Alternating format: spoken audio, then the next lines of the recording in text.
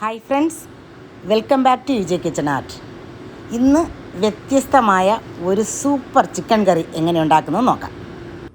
ഞാനിവിടെ ഒരു ചിക്കൻ കണ്ടിച്ച് കഴുകി വെച്ചിട്ടുണ്ട്.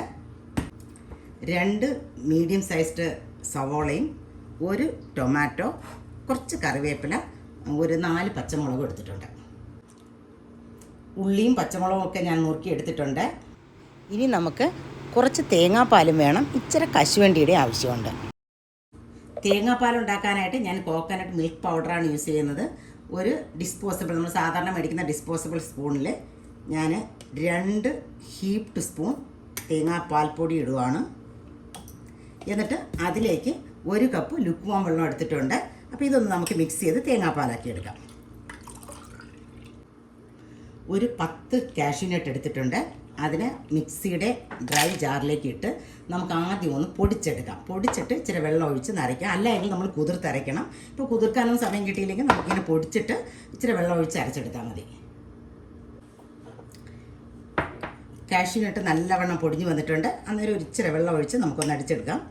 ചിക്കൻ ആവശ്യമായിട്ടുള്ള മസാലകളും ഞാൻ ആ ഡിസ്പോസിബിൾ സ്പൂണിൽ തന്നെയാണ് എടുക്കുന്നത്. അപ്പം ആദ്യം നമുക്ക് ഒരു പാനിലേക്ക് 1 സ്പൂണ് മല്ലിപ്പൊടി ഇട്ട് കൊടുക്കാം. 2 സ്പൂൺ കാശ്മീരി ചില്ലി പൗഡർ, ഒരു ഇച്ചിരി മഞ്ഞൾപ്പൊടി. ഇത് നമുക്ക് ഇനി കരിഞ്ഞു പോകാതെ ഒന്ന് ചൂടാക്കിയെടുക്കാം. സ്റ്റൗ കത്തിച്ച് നമുക്കൊരു പാത്രം വെച്ച് കൊടുക്കാം. ആ പാത്രം ഒന്ന് ചൂടായി കഴിയുമ്പോഴത്തേക്കും ഒരു 2 ടേബിൾ സ്പൂണോളം എണ്ണ ഒഴിച്ച് കൊടുക്കാം. എണ്ണ ചൂടായി കഴിയുമ്പോഴത്തേക്കും നമുക്ക് 1 ടീസ്പൂൺ പെരുംജീരകം ഇട്ട് കൊടുക്കാം. ഇത് ചതച്ച് വച്ചേക്കുന്ന ഇഞ്ചിയും വെളുത്തുള്ളിയുമാണ്.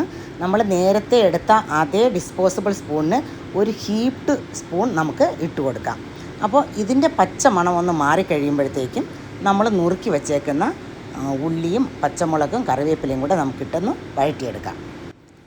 ആവശ്യത്തിനുള്ള ഉപ്പും കൂടെ ഇട്ട് കൊടുക്കാം. അപ്പോൾ ഈ ഉള്ളി വഴണ്ട് വരുന്ന സമയം കൊണ്ട് നമ്മുടെ ടൊമാറ്റോ നമുക്ക് സ്ലൈസ് ചെയ്തെടുക്കാം. ഉള്ളി വഴണ്ട് വന്നിട്ടുണ്ട്. അന്നേരം നമ്മൾ സ്ലൈസ് ചെയ്ത് വെച്ചേക്കുന്ന ഈ ടൊമാറ്റോ നമുക്ക് ചേർത്ത് കൊടുക്കാം. ഇനി ഈ ടൊമാറ്റോ കഷ്ണങ്ങൾ നല്ലവണ്ണം സോഫ്റ്റ് ആകുന്നിടം വരെ നമുക്കൊന്ന് വഴറ്റാം. ഇനി നമ്മൾ നേരത്തെ റോസ്റ്റ് ചെയ്ത് വെച്ച മല്ലിപ്പൊടിയും മുളക് പൊടിയും മഞ്ഞൾപ്പൊടിയും കൂടെ നമുക്ക് ഇതിലേക്ക് ആഡ് ചെയ്യാം. ഇനി ഈ മസാലയെല്ലാം നല്ലവണ്ണം ഈ ഉള്ളിയിലൊന്ന് മിക്സ് ചെയ്തെടുക്കാം. ഇത് മൂക്കേണ്ട ആവശ്യമില്ല, നമ്മൾ ഓൾറെഡി റോസ്റ്റ് ചെയ്ത് വെച്ചേക്കുന്നതാണ്. എന്നിട്ട് ഒരു 1/2 കപ്പ് വെള്ളം ഒഴിച്ച് ഈ മസാലക്കൂട്ടിനെ ഒന്ന് പേസ്റ്റാക്കി എടുക്കണം. ഒഴിച്ച വെള്ളം എല്ലായിടെ മിക്സ് ചെയ്ത് നല്ലൊരു തിക്ക് പേസ്റ്റായി കഴിയുമ്പോഴത്തേക്കും നമുക്ക് കഴുകി വെച്ചേക്കുന്ന ഈ ചിക്കൻ പീസസ് നമുക്ക് ആഡ് ചെയ്ത് കൊടുക്കാം. ചിക്കൻ കഷ്ണങ്ങളെ നല്ലവണ്ണം മിക്സ് ചെയ്ത് നമുക്ക് അടച്ചു വെച്ച് ഒരു 2-3 മിനിറ്റ് വേവിക്കാം. ഇടയ്ക്ക് ഒരു 1-2 പ്രാവശ്യം നമ്മളൊന്ന് ഇളക്കി കൊടുക്കുകയും വേണം. ഇനി നമുക്ക് ഇത് ഒന്നും കൂടെ നല്ലവണ്ണം ഇളക്കിയിട്ട് നമ്മൾ അരച്ച് വെച്ചേക്കുന്ന കശുവണ്ടി നമുക്കിതിലേക്ക് ഒഴിച്ചു കൊടുക്കാം. ഈ കശുവണ്ടി ഒഴിച്ച് നല്ലവണ്ണം ഒന്ന് മിക്സ് ചെയ്തിട്ട് വീണ്ടും അടച്ച് വെച്ച് ഒരു 2-3 മിനിറ്റ് നമുക്ക് വേവിക്കാം. ചിക്കൻ പീസസ് ഈ കാഷ്യൂനട്ട് പേസ്റ്റിൽ കിടന്ന് വെന്ത് വരുവാണ്. ഇനി നമുക്ക് ഉപ്പുണ്ടോ നോക്കാം. ഉപ്പില്ല എങ്കിൽ നമുക്ക് ആവശ്യത്തിന് ആഡ് ചെയ്ത് കൊടുക്കാം. ഇനി ഒരു 1.5 ടീസ്പൂണ് ഗരം മസാല നമുക്ക് ആഡ് ചെയ്ത് കൊടുക്കാം. ഇനി നല്ലവണ്ണം ഇതിനെ ഒന്ന് മിക്സ് ചെയ്തിട്ട് ഒരു 1/2 കപ്പ് തിളച്ച വെള്ളം നമുക്ക് ഒഴിച്ചു കൊടുക്കാം. അത് ചിക്കൻ പീസസ് വേകാൻ വേണ്ടിയിട്ടാണ്. അല്ല എങ്കിൽ നമുക്ക് എത്രത്തോളം ഗ്രേവി വേണോ അത്രത്തോളം വെള്ളം നമുക്ക് ഒഴിച്ചു കൊടുക്കാം. തിളച്ച വെള്ളമായിരിക്കണം ഒഴിക്കേണ്ടത്. നല്ലവണ്ണം ഇളക്കി അടച്ചു വെച്ച് നമുക്ക് ഈ ചിക്കൻ പീസസ് വേകുന്നിടം വരെ വേവിച്ചെടുക്കാം. നമ്മുടെ ചിക്കൻ കഷ്ണങ്ങളൊക്കെ വെന്ത് വന്നിട്ടുണ്ട്. ഇനി നമ്മൾ തയ്യാറാക്കി വെച്ചേക്കുന്ന 1 കപ്പ് തേങ്ങാപ്പാൽ ഒഴിച്ചു കൊടുക്കാം.